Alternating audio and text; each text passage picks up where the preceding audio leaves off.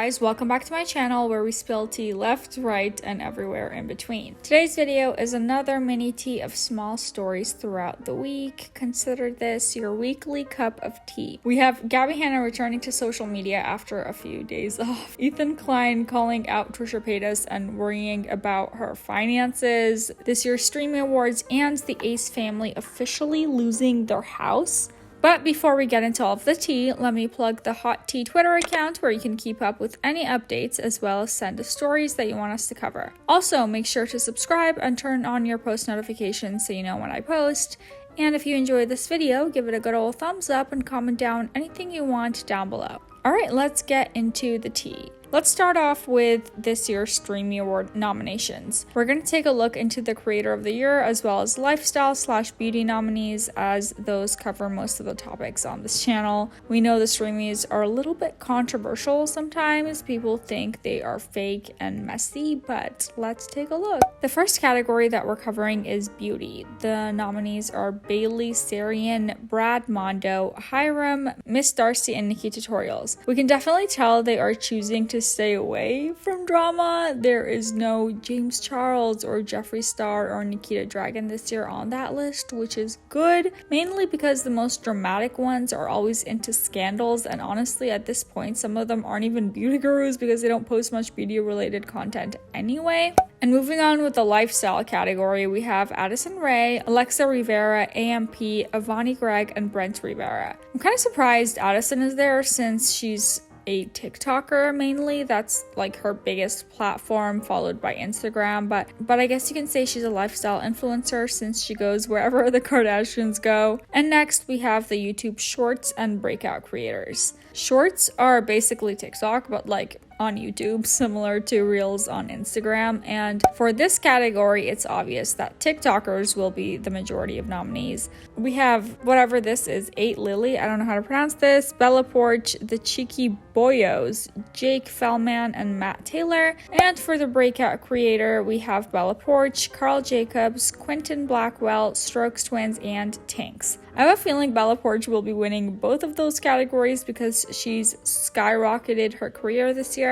And the last category we're going to cover is the biggest award of the Streamies, Creator of the Year. The nominees are Addison Rae, Alexa Rivera, Avani Gregg, Bella Porch, Brent Rivera, Charlie and Dixie D'Amelio, Dream, Emma Chamberlain, and Mr. Beast. It's heavy on the TikTokers, as you can tell. I don't know, how do you feel about it? Do you think that the Streamies should include only YouTubers, or is it good that they're including people from other platforms as well? Moving on, we have to talk about Gabbie Hanna's fast comeback to the internet after she disappeared for like 2 seconds. In the last video, we covered the fact that Gabbie Hanna basically wiped all of the content on her social media. We're talking Instagram, TikTok, Twitter, and even her YouTube channel. And a few days later, she's back. Many people speculated that she has her album or another project coming up, and they were right. She has a new song out called Happy. In the end, she posted a clip on her main channel as well as different versions of it on her other channels. The comments are turned off and the likes and dislike ratios are hidden. Besides that, all of her other music videos are unlisted. This is a comment on my last video in regards to Gabbie's social media break, saying, 1. Gabbie Hanna is trying to have her own Taylor Swift redemption type rebrand. Don't think that's gonna work as well as she thought. And so far, Gabbie hasn't said much other than posting a few different clips of the video for the song. She posted a TikTok where she's singing and explaining the story behind her new song. I must say, the song does kind of low-key sound good, but the video is a little bit weird. It gives a girl who has been possessed by a demon walking down the hall or something, straight from a horror movie-like vibes. Good time for the spooky season, I guess. I don't know, what do you guys think of Gabbie's new song and her comeback? She's known to stir the pot when she needs promotion for her projects. Do you think this is one of those cases, or maybe she's just trying to have a fresh new start? Comment down below. And next, let's talk about Ace family. In the last video, we talked about how Austin McBroom embarrassed himself trying to impress 5-year-olds. I forgot to mention in that video that the Ace family is in a sticky situation regarding their home. Allegedly, both Austin and Catherine are still denying that they are losing their house. But there are some documents that have come out. So in the beginning of this year, it was rumored that the Ace family is facing pre-foreclosure for their mansion because they are failing to make payments. Apparently there was supposed to be an auction, but that got postponed. But it happened this week and the paparazzi actually attended it. Oh, and due to COVID measures, they are doing it outdoors. It looks kind of really unprofessional, like fake and weird, but I guess that's what they had to do. Allegedly, the auction was held outside of City Hall in Pomona, California. Hopefully that was how you pronounce that. Hollywood Fix was taking pictures of this woman doing the going once, going twice for $9 million. So nobody bid on the home, and it was stated that the home is going to the beneficiary, the bank, who the Ace family owes the mortgage to. Executed by Ace Hat Collection and California TD Service, California TD Specialist, as current trustee. Third and final call? With no bids, property reverts back to the beneficiary. It was. All right.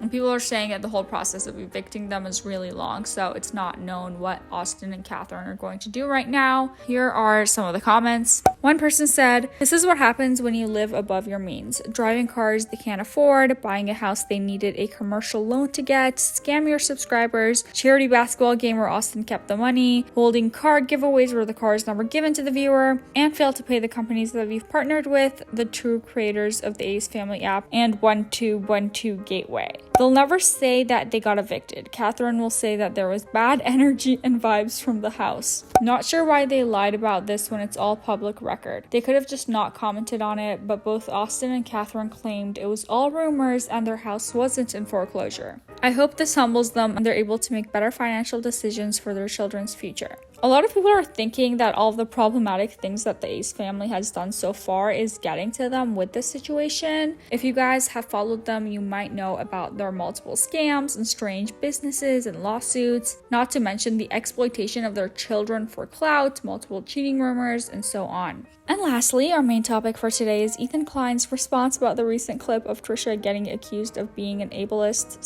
/ disregarding Ethan's Tourette's. To reference my last video again, if you haven't watched it yet, please give it a watch for more details. But long story short, this past week, a clip of Trisha being a guest on the Wolf of Wall Street podcast has been semi-viral on TikTok. The podcast episode was actually posted 2 months ago, back in August. However, people are just finding it and had something to say. The main portion of the podcast that we talked about was that Trisha completely denies making fun of Ethan's Tourette's. She claimed that Ethan knew it was a joke, that on Frenemies everything was on the table when it came to that. Is he really have, or is he just saying that to just be cool? No, I think he thinks it's great to be like woke or I something. think he really has Tourette's. Okay, well, that's a real problem. Yeah, of course, but it was the same way, but it was always jokes. He acted like I was doing this out of malice. Same thing with him joking with me. He called me crazy, fat, like STDs, all this stuff like that. Like we always had that like thing where like nothing, everything was just on the table. Like, you know what I mean? Like you could just kind of, and I was fine with it too. Like I was like, yeah, he asked me on camera, like, do you have herpes? Like, you know, stuff like that. And it's just like something, he talked about like sexual that I've had and stuff. And it's something that was just always okay because we just both were like, no filter, whatever, you know?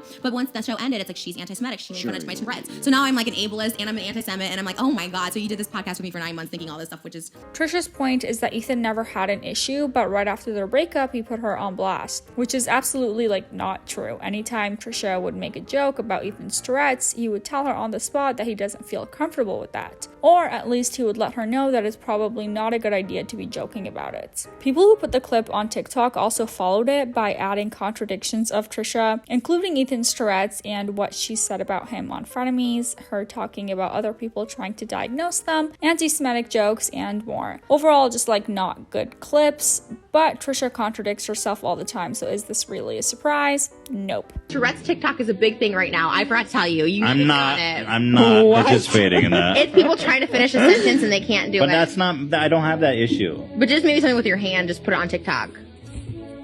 Maybe write something and see if you can write a word down without doing that. Come on, I'm not like a... And Ethan shared his reaction in TikTok that got deleted because it doesn't follow community guidelines. He also posted on Twitter about the situation. So why are we talking about this again, you may ask? Well, Ethan talked about this in the last Off the Rails episode. It was a quick addressing, fair enough, he's involved in this, so he has the right to talk about it, right? Basically, he covered the podcast clip situation and he shared that he's worried about her financial decisions. Oh, and he complimented her on her most recent music video for the high production. Ethan started off by saying that he hasn't spoken of Trisha in a while. He explained the TikTok and his thoughts on the things that Trisha would say about his Tourette. There's someone we haven't talked about in a minute. Who would that be? Old.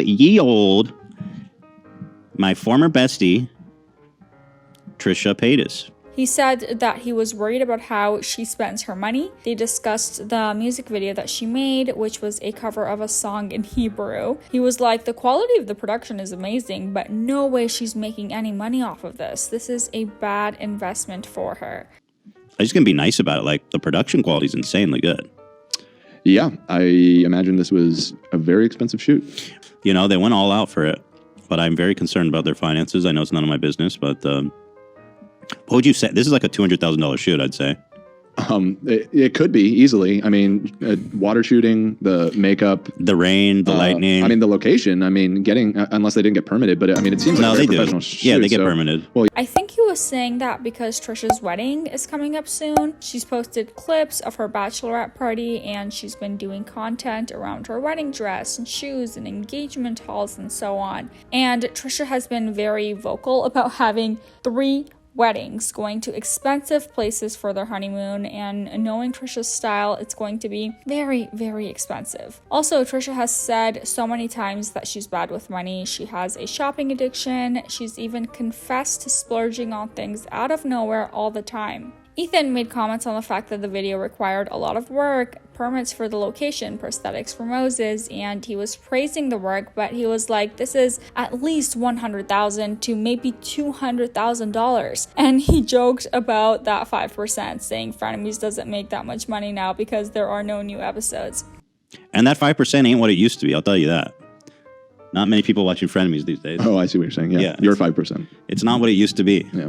No. Doesn't pay for this. Which is crazy because he takes that 5%. I think Trisha still makes money off of Frenemies because most of the videos are up and they do generate views. People like to rewatch them, especially when they need proof for Trisha's lies and contradictions. Trisha, however, has shared that she knows she doesn't make money from her music videos, but to her, it's just for fun. It's her hobby.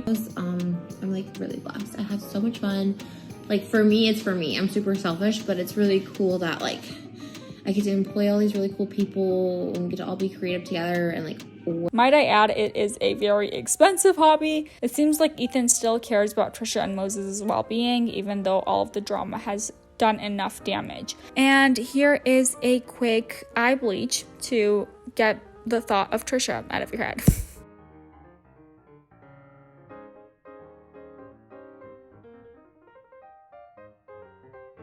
But what do you guys think? I would really love to know in the comments down below. That was it for today's video, you guys. Please make sure to give this video a thumbs up and subscribe if you liked it. Okay, bye-bye.